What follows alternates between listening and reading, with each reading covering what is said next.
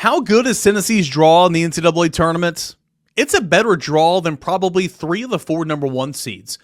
How far can Tennessee make it? The matchups, the positives and negatives of Tennessee being a number 2 in the Midwest region. That happens right now on Locked On Vols.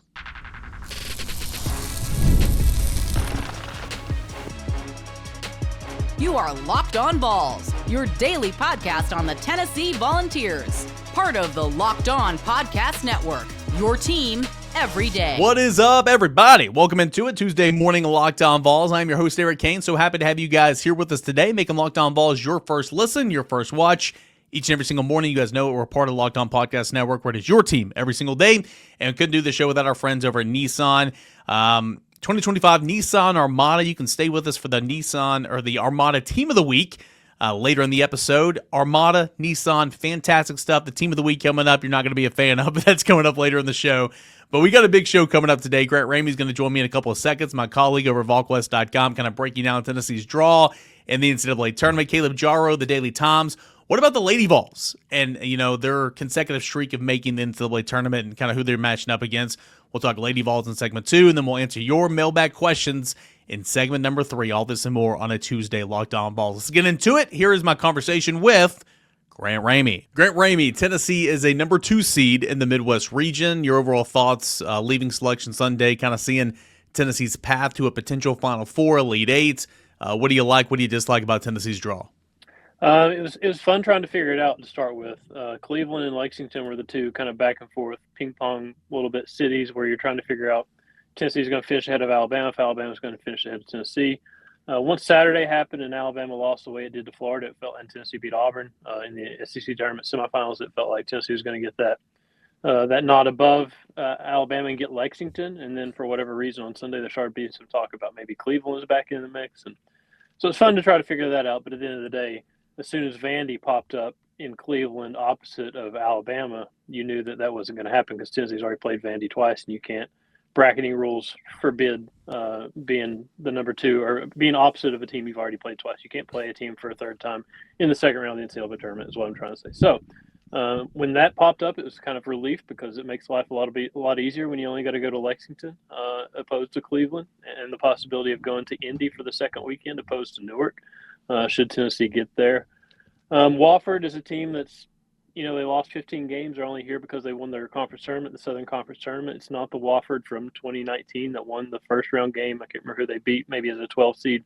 And then they lost to Kentucky in the second round. So it's a good matchup for Tennessee, I think, because it's one of those teams that, Gonzaga is an 8 seed. I don't know how that happens. They're a top 10 KenPom team. So it's not like Tennessee's getting a team that does not deserve to be or should be higher, that's just down on the number 15 seed line for whatever reason. It's a team that's here because they won their conference tournament. It's a team that Tennessee should beat in the first round. It's a team that Tennessee should get to the second round, and then you go from there with UCLA or Utah State.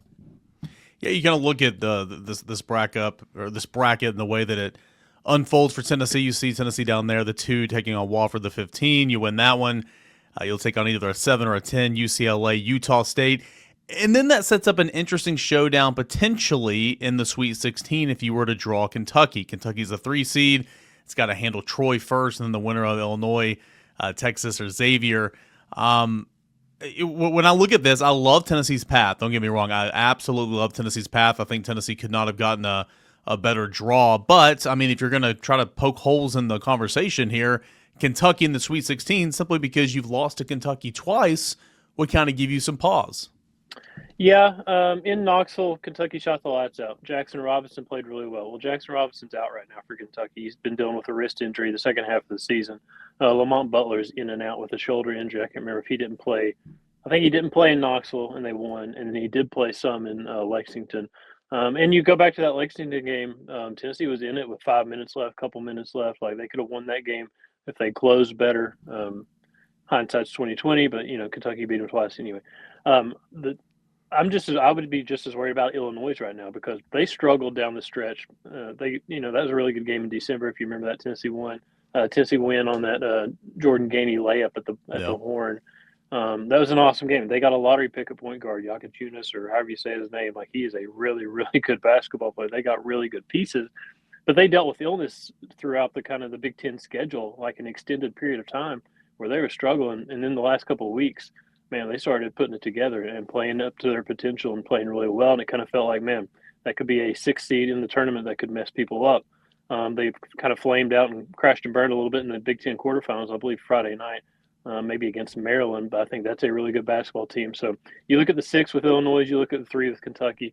And, of course, if those were the 2 teams you talk about that time, craziness happens, and maybe neither of them are there. Who knows what it looks like? Maybe Tennessee's not. Who knows what it looks like, 2 weeks from now. But those would be 2 tough teams in the Sweet 16 if Tennessee got there. And if Tennessee got past whoever it was, then obviously you're probably looking at Houston as the number 1 seed in the Midwest. We all know what Houston's about. Yeah, tell me what Houston's about. If Tennessee were to advance on, 64-32, win that Sweet 16 game against either Kentucky, Illinois, or whoever, and goes to the regional final like it did a season ago and where it lost to Purdue in the Elite Eight, if it is Houston, what about Houston? How does Tennessee match up with Houston? How does Houston differ, or how is Houston better than the fellow 1 seeds?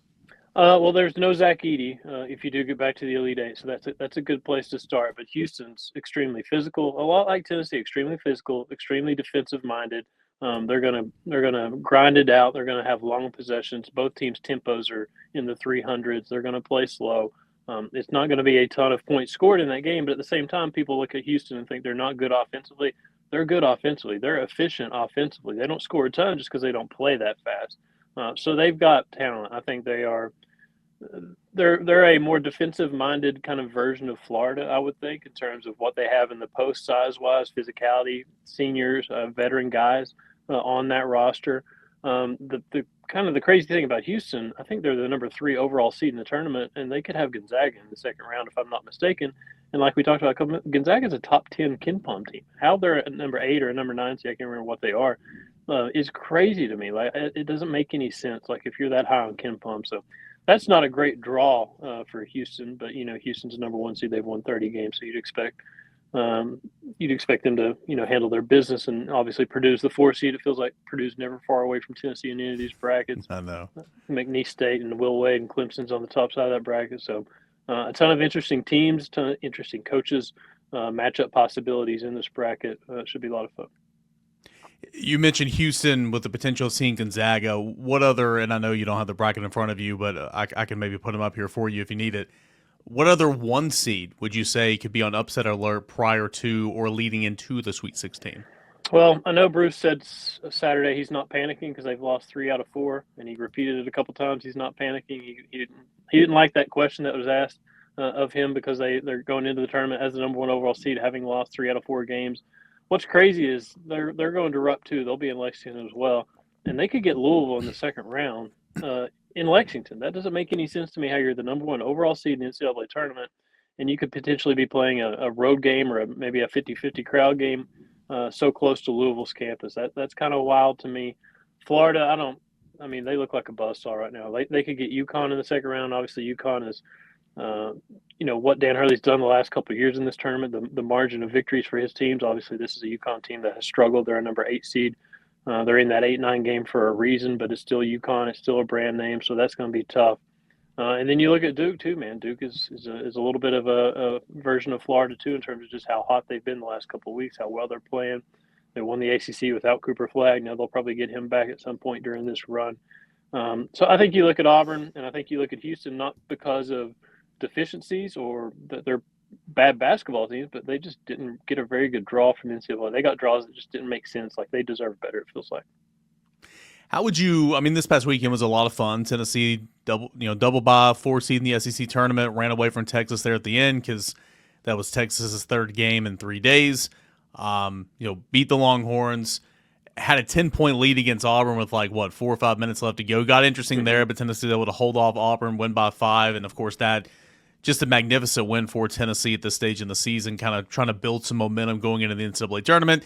And then played, Florida competitively at times, but, kind of ran out of gas there on Sunday. But the SEC tournament was fun. How would you evaluate Tennessee's performance and kind of the way they're playing right now, entering the only thing that matters at the end of the day, and that is the NCAA tournament? I left the SEC tournament extremely impressed with Tennessee. They've had some moments down the stretch where they just didn't play very good basketball, and it felt like they played 3 days worth of good basketball.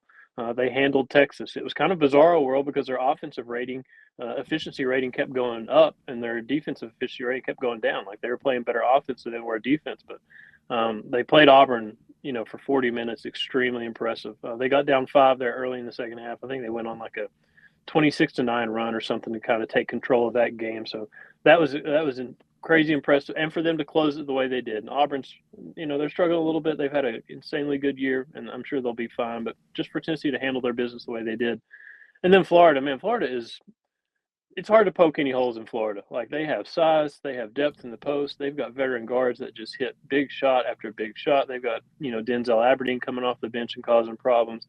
Like they're going to be a hard team for anybody to handle, especially the way they're playing right now. And Tennessee got down 12 in the first half. They had it down to 6 right before half. If they could have stopped Denzel Aberdeen on that last possession from making that 3 to make it a 9-point game at halftime. Then you got down 13 midway through the second half, and Jordan Gainey goes on that 8-0 run all by himself. And they didn't roll over and die. They didn't. Alabama kind of rolled over on Saturday against Florida and got beat by 22. Well, Tennessee played pretty tough for 35, 37 minutes. So I thought that was impressive. It just felt like Tennessee went to the tournament, SEC tournament, and played 2 of the best teams in the country, 2 of the top 4 seeds in NCAA tournament, and they held their own. And it feels like, I don't know, I went into Saturday thinking, man, this is 4 teams in the semifinals that are in the top 6 overall seeds in the NCAA tournament. Let's see where Tennessee matches up. And they obviously held their own, and then some against Auburn. They won that game, and they held their own against Florida, too, a team that's played as well as anybody in the country, if not better than anybody in the country. So, and you didn't get anything from Igor Milicic. Some guys got to do some more stuff here. Felix Okpara, Cade Phillips. You got to get more from your inside guys in the NCAA tournament, but to play as tough as you did, to get Jordan Gainey, to get the Chaz Lanier you got for 3 days, to get the Zakai Ziegler you got for 3 days, you got to feel good about where this team is going into the tournament. Grant, you're not going to like me for putting you on the spot like this, but let's hear it, man. Call your shot here on a Tuesday, 2 days ahead of Tennessee getting underway in the NCAA tournament. Let's go back to the Elite Eight and get back to a game with another number 1 seed and see what happens. Tennessee had Purdue tie game with 5 minutes left a year ago in Detroit in the Midwest region. I like Tennessee against Wofford. I like Tennessee against UCLA or Utah State, whoever that is, in the second round just because it's UCLA. It's those 2 teams coming across the country to play Tennessee pretty close to Tennessee's campus, relatively close to Tennessee's campus, I should say. And Kentucky, I mean, Tennessee's probably got a lot of motivation to play Kentucky. And it's hard to beat Tennessee, anybody 3 times in a season, regardless of who you are. So that's obviously a very common opponent, someone you know well. If it is Illinois, that's someone you've already played. It's just going to be a rematch. So we'll see what happens there. But the fact that they're going Lexington to Indy, the way they played in the SEC tournament, it bodes well. It makes you feel good about this team. At the same time, I told Rob Lewis this yesterday, as soon as you start feeling good about a team, that's when you kind of get worried that you're going to get bounced early. And if you go into the tournament feeling bad about a team, then maybe you make a second weekend run when you're not expecting it. So this time of year, you try to figure it out, and you try to say what you feel about a basketball team, and then you just watch it play out because nobody really knows what's going to happen. Grant Ramey, he's got you covered. Tennessee basketball in the NCAA tournament. VolQuest. Grant, as always, man, thanks so much. Yes, sir. All right, so that was a look at Tennessee in the NCAA tournament. What about the Lady Vols continuing the streak of making consecutive NCAA tournaments? Who does Lady Vols match up against the best in their region? How far can they go? All that and more. Caleb Jarreau, the Daily Times, is going to join us next right here on Locked On Vols. The Armada Team of the Week is brought to you by our friends at Nissan and the all-new 2025 Nissan Armada. Each week, our Locked On College basketball experts are picking one team that stands apart. From top-seeded stars to the unexpected upsets, these guys showcase the strength and sheer power needed to push their team forward. Oh, man. This week's Armada and clear-cut Team of the Week is the Florida Gators. The Gators, I'm gonna read this entire thing in just such a monotone, gross voice because, well, this is a Tennessee podcast. The Gators, led by Walter Clayton's 17-point game, dominated the SEC tournament, winning each game by at least 9 points. Not only did Florida grab the 4th 1 seed, but they are the nation's most efficient offense. When it comes to the Nissan Armada, they say go forth and conquer, and that's exactly what the Florida Gators have done here. It's clear that our Team of the Week, is here and ready to conquer the road ahead with confidence, just like you can in the all-new Nissan Armada or any of the Nissan's outstanding vehicles. I'm not going to talk good about the Florida Gators, but I will talk great about the Nissan family of vehicles and the Armada. Talk Nissan Armada, Rogue Pathfinder, and go for your next big adventure today. That's at shopnissanusa.com. That is shopnissanusa.com. Life moves fast, especially when you have a family. One day you're watching your kids take their first steps, and before you know it, they're off to college. That's why securing their future is so important. Factor by Gerber Life makes it simple to get term life insurance and it fits your family needs. With Fabric, you can apply for term life insurance online right from your couch. You could be covered in under 10 minutes. In many cases, no health exam is required. As a parent, I want to make sure my family is financially protected no matter what happens. Fabric gives me that peace of mind. You can get $1 million in coverage for less than $1 a day, so protecting your loved ones doesn't have to break the bank. Plus, Fabric also offers free digital wills and access to investment accounts to help you plan your children's future. Join the thousands of parents who trust Fabric to help protect their families. You can apply today in just minutes at meetfabric.com/lockedoncollege. That's meetfabric.com/lockedoncollege. Policies issued by Western Southern Life Assurance Company. Not available in certain states. Price subject to underwriting and health questions. Again, check it all out at Fabric today. A lot of talk about March Madness right now. Obviously, Tennessee Wofford, the 2 seed against the 15 seed coming up on Thursday. So much to be excited about a potential Sweet 16 matchup, maybe against Kentucky, maybe against Illinois. We'll see. But there's also a women's tournament going on right now. Caleb Jarreau, the Daily Times, is going to join me now. And Caleb, I've been kind of checked out on women's basketball the last couple of years because, Tennessee's not been where it needs to be. But Kim Caldwell, in her first season, taking Tennessee to the dance as a 5 seed. It's going to be what? I did the math earlier before I did this. 15 days from the last time the Lady Vols last played to when they're going to play Friday nights against South Florida in the Columbus region, right? Yeah, it'll be definitely a long break, and it's something that she said they needed after that SEC tournament. She thought they were fatigued. She could tell they were tired. And, it's a tough conference schedule, just like on the men's side. The women's SEC gauntlet this year has been one of the toughest in recent memory. So they'll get 15 days off since they lost, March 6th or 7th, the Thursday of the SEC tournament to Vanderbilt. So they've had a lot of time. They took 2 days off, and they had 2 days of light skill day after that SEC tournament before ramping up. And she said today that they're starting to taper practice back down as they prepare to head up to Columbus and open March Madness. Yeah, I'll get into the matchup here in a moment with South Florida and, of course, what could be lying ahead for the Lady Vols, Ohio State most likely, or Montana State. But a lot of time off, right? They lost that Thursday. We said 15 days. Not knowing who your opponent's going to be for the majority of that. How are the Lady Vols been trying to get better during this time off? Any adjustments have been made? What have they been focusing on the last couple of weeks? Yeah, I think the biggest thing is consistency. Coming off of that SEC tournament, consistency was a problem. When you look at how they were playing, the biggest thing that Kim Caldwell and a lot of the players talked about was when shots weren't falling on the offensive end, they weren't playing defense. And if you know Kim Caldwell's system just from a bird's eye view, the whole point is that you're pressing 94 feet. Well, in order to really set up a press, you have to make shots. And if you're not making shots, you can't really run in tempo. You can't really rebound. And so it all kind of goes together where if one piece of the system isn't working, it kind of all falls apart.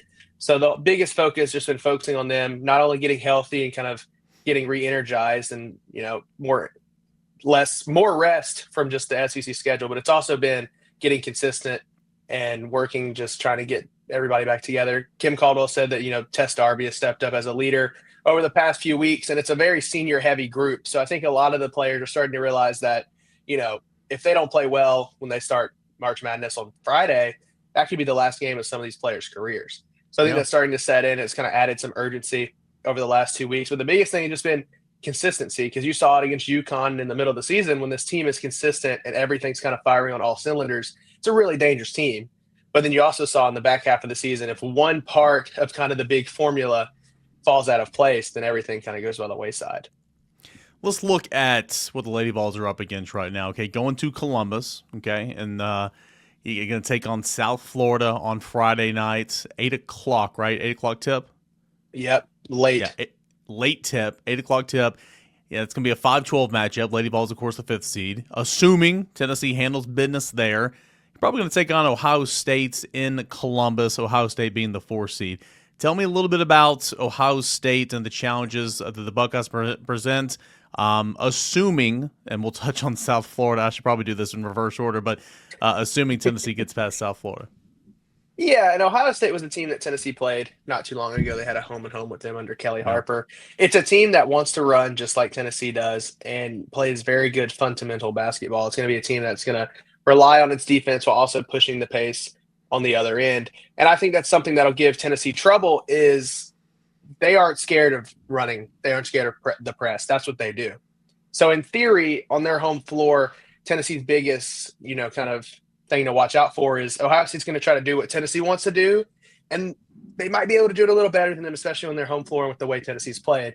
I think that matchup probably doesn't fare as well as the South Florida matchup, which I won't spoil. I'm sure you have something you want to talk about with that. But, when you get to that matchup, you're going to have a lot of players who maybe haven't made it that far in March Madness. You look at Kim Caldwell at the D1 level, she only made it to the first round last year. You're going to have a quick turnaround. So it's kind of like, in my eyes, a tough matchup for the Lady Vols on one day's notice in Columbus on Ohio State's home floor. But this is kind of what you expected when you saw some of the projections early in the year, is that Ohio State was probably going to be a 4, and once Tennessee dropped to a 5, it looked like that was probably either there or Baylor's where they were going to get sent. So how they approach the preparation, obviously they're focused on South Florida first, but Ohio State can score the ball. They shoot it at a high clip, and if Tennessee doesn't defend and if they play how they did to end the year, Ohio State can probably run away with a 15, 20-point victory in a hurry. Well, of course, before you get to that game, you got to handle business on Friday night against South Florida. Tell us a little bit about South Florida, where Tennessee is going to be an overwhelming, favorite in this game.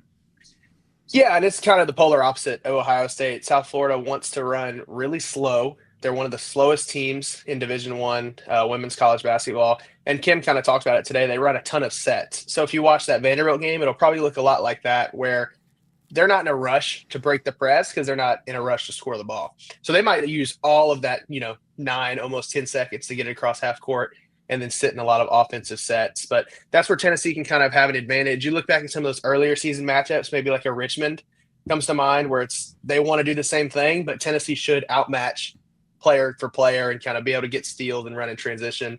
And also, just like Tennessee did early in the year and against teams that, the Lady Vols are better than, by the time you get to the third or fourth quarter, if I had to bet, South Florida will probably be gassed. If Tennessee's system is running correctly and they're playing up-tempo and they're running and pushing in transition, South Florida, if the system works correctly, should kind of flare out at the end of the third or the early fourth quarter, and then Tennessee can coast to a victory there. So I think that's a really good matchup for the Lady Vols to open this tournament, especially with how slow they play. But it's a veteran team that's been in the tournament several times and has a very veteran head coach as well. So it definitely won't be easy. But I think just from a matchup standpoint, when you look at how both teams want to play, South Florida favors a lot better for Tennessee to open this tournament. So South Florida on Friday night, probably Ohio State is next. And you look at the rest of this, as I put it up here on the screen, Caleb. Texas is the 1 seed here on the top of this region.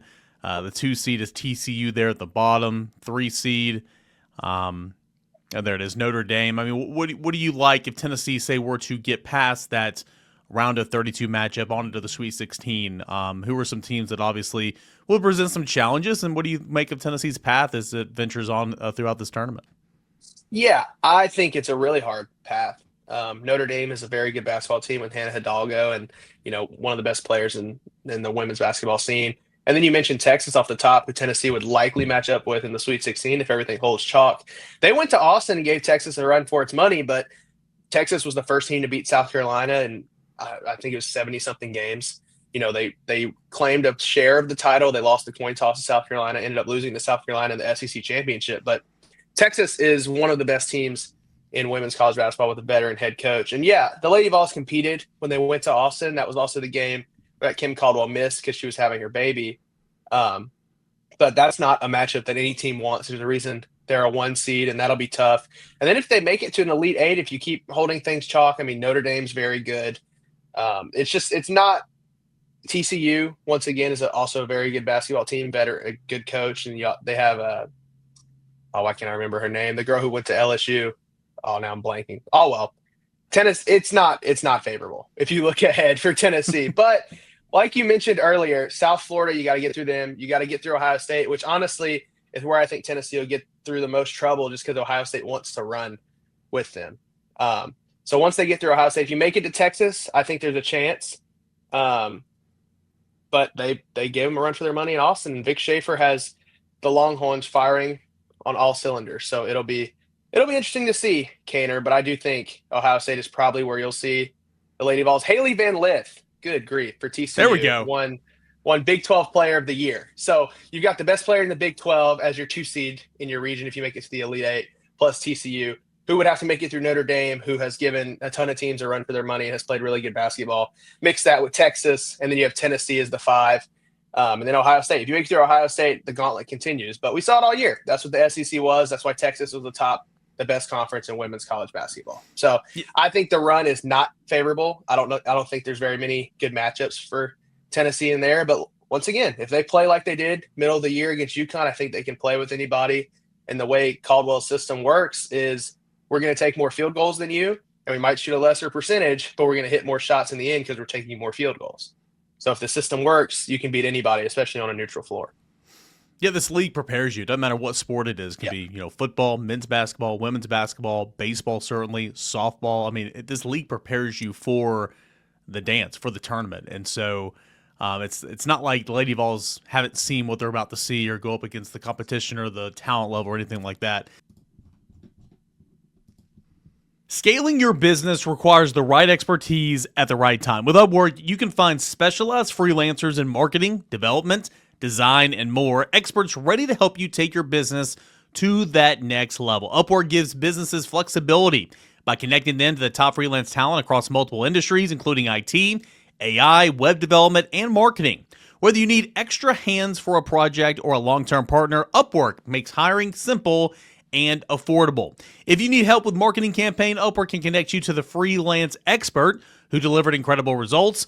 Posting a job is free and simple within a day with multiple qualified candidates to choose from. Instead of hiring a full-time person, Upwork helps find affordable, top-tier freelancers to scale the business efficiently and effectively.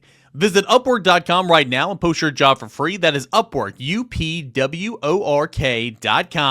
Upwork.com to connect with top talent and grow your business today. That's over at Upwork. The NCAA tournament is here, and so is the bracket breakdown. Locked On Podcast Network and Amazon Fire TV channels are teaming up to deliver NCAA tournament coverage like never before.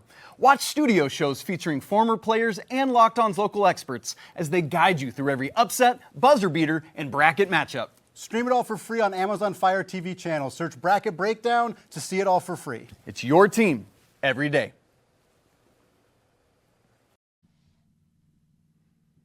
Been a fun show so far. Caleb Jarreau talking Lady Vols from the Daily Times, and of course my colleague Grant Ramey over at VolQuest.com, kind of breaking down what he sees as positives for Tennessee in this bracket. And I think this is an outstanding draw for Tennessee. A lot of familiarity. Hard to beat a team 3 times in the case of if you match up with Kentucky in the Elite Eight, or in the Sweet 16. If it's not Kentucky, it's probably Illinois, who you've already beaten one time this year, know all about them. You don't have Purdue in the Elite Eight, so we'll see.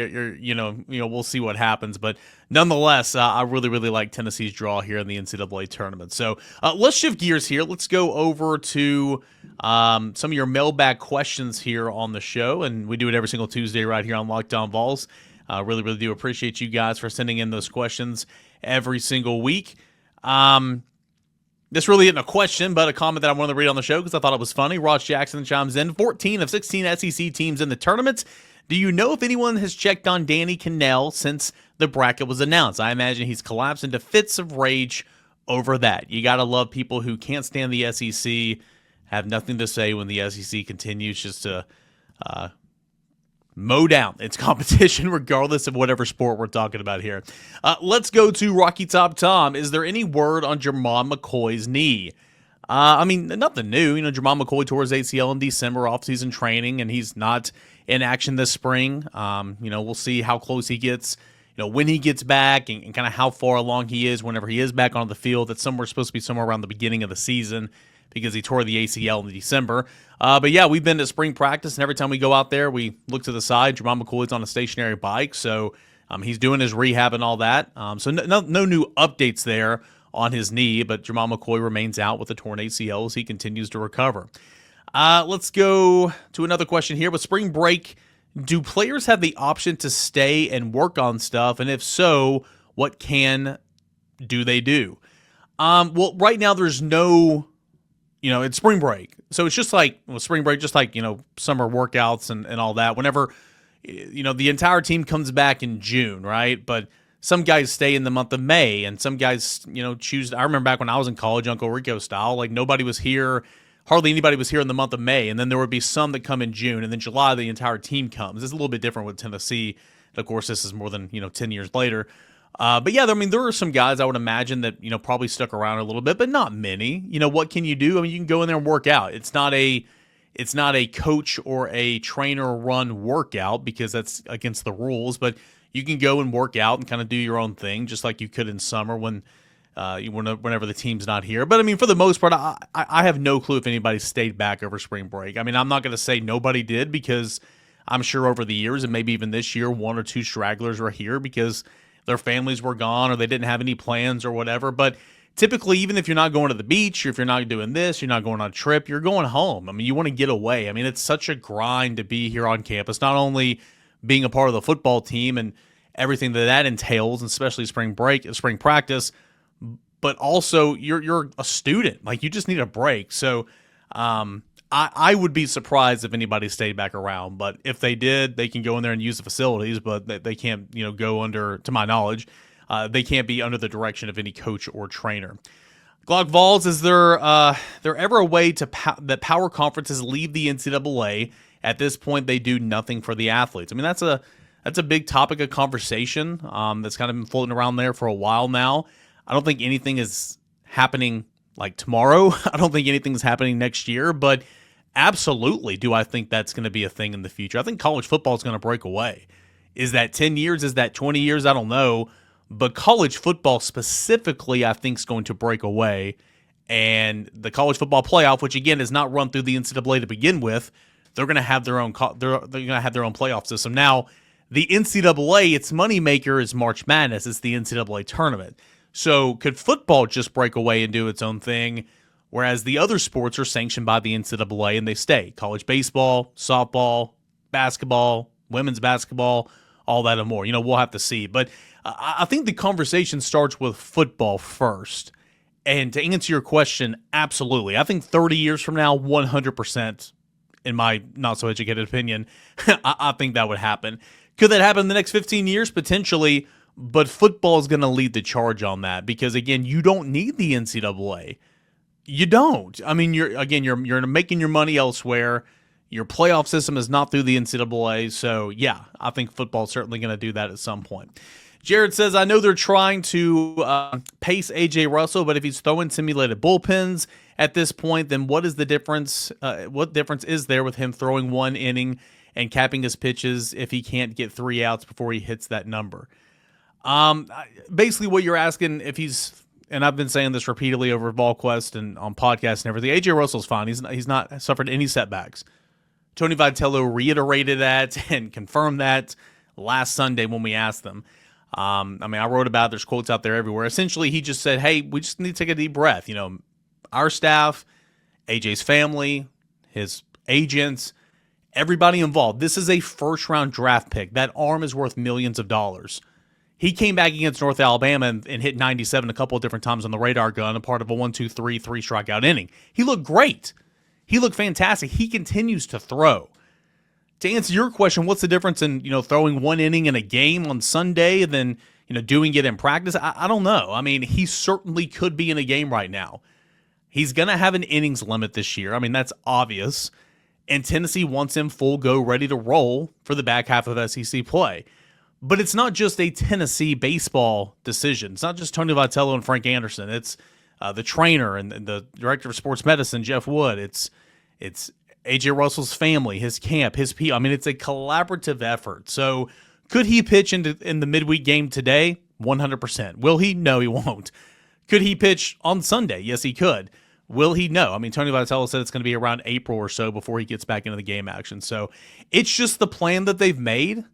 And I know that it doesn't make sense to a lot of fans. It doesn't make a whole lot of sense to me in some regards, because to your point, if he's doing that with live ABs and bullpen sessions, just do it in the game. And that's kind of what they did against North Alabama. So why not continue to do that? Just what they're doing. Just what they're doing. And all we can do is ask the questions. And every time we do, he's suffered no setbacks and he is fine. They want to make sure he is absolutely ready to roll and feeling good heading into the back half of SEC play. Got one more question, and this was from the Instagram page, so you guys can always send me questions on Instagram. This is from Butch. Let's see. I'm a longtime listener trying to get on the mailbag edition of Tuesday's show. What do you think Tennessee will do next season for basketball? I've enjoyed the long run over the years, but I don't see many recruits coming in, and we are losing most of our roster. Do you have any basketball recruiting updates? I mean, that's just kind of what it is every single year. Basketball's got so much turnover thanks to the transfer portal, and you notice it more because the roster size is so small. But that's not just a Tennessee thing. That's an everybody thing. I mean, you're rebuilding your rosters every single year.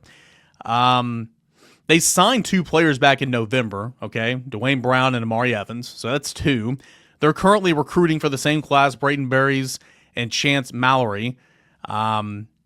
We'll see what happens. I think Berries has a slim chance of signing with Tennessee. We'll see about Mallory, but those are 2 players that they're recruiting. But it's the transfer portal. Coaches, Rick Barnes, I don't know if he's been on record saying this, but Rick Barnes wants to coach veterans. Rick Barnes wants to coach old heads. Coaches want to coach older players and not freshmen out of high school. So you utilize that. You utilize the transfer portal and kind of rebuild your roster. Last year, Tennessee went out and got Darlin Stone-Dubar, Igor Milicic. They went out and got Chaz Lanier, of course. Coupled them with some players like Sakai and Jemai and, Cade Phillips, J.P. Estrella, who's not been a factor this year, and Jordan Gainey, and there's your team, And a couple years ago, they did the same thing. I mean, last year they had Jonas Adu and Tobe Awaka that left via the transfer portal. Rick Barnes, I don't know how many more years he'll coach, but I think he loves the process of assembling a roster in April and in May. Absolutely loves that part of it. And assembling your roster, building a team, and then getting to work. I think he still enjoys that. So I expect Tennessee to be very, very active in the transfer portal, looking to replace some key guys, obviously like Sakai, Jemai, Jordan Gainey, Chaz Lanier. You have to replace a lot of those guys. Got a lot on the front court coming back, which is big, but you need to replace the backcourt. I think Tennessee is going to certainly be active in the transfer portal and doing that. All right, that is going to do it here for this edition of Locked On Vols. Fun show. Big shout out to Grant Ramey, VolQuest, and Caleb Jarreau from the Daily Times stopping by the show. Big shout out to you guys for sending in some questions. You guys can continue sending in questions as the week goes on. I'll do my best to answer them, or I'll pocket them for next Tuesday's mailbag show. We do it every single Tuesday right here on Locked On Vols. Tennessee in the NCAA tournament. It starts on Thursday. The Vols and Wofford at 6:50 p.m. Eastern Time on TNT. In Lexington, the round of 64, Tennessee will take on the winner. If Tennessee wins that game, which it should, will take on the winner of UCLA and Utah State on Saturday. Appreciate you guys for being here, making Locked On Vols your first listen, your first watch. You guys know we are free and available wherever you get your podcast. We'll do it again. Josh Ward tomorrow. This is Locked On Vols.